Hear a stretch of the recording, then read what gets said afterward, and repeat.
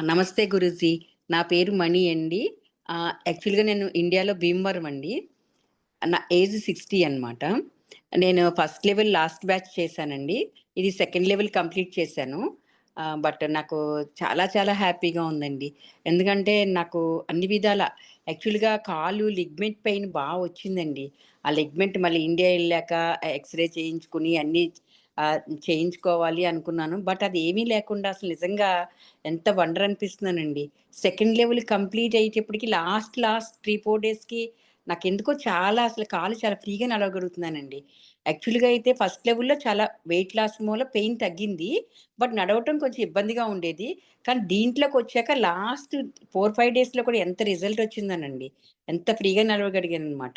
అంటే weight loss and ఇంకొకటండి, ఎప్పుడైనా పిల్లలు ఏదైనా విసిగించినా, ఏదైనా కొంచెం అదే టెన్షన్‌గా అనిపిచ్చేది.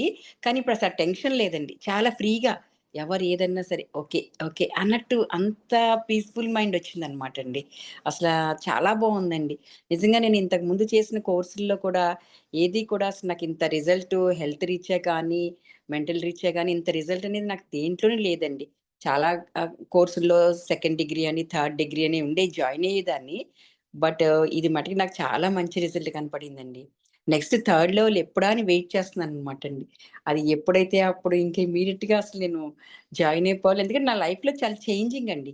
కరెక్ట్‌గా నాకు అదే అనిపించింది. 60 ఇయర్స్ వచ్చేటప్పటికి ఇంత మంచి గురువు దొరకటం, అది నిజంగా నాకు ఎంతో అదృష్టం అండి.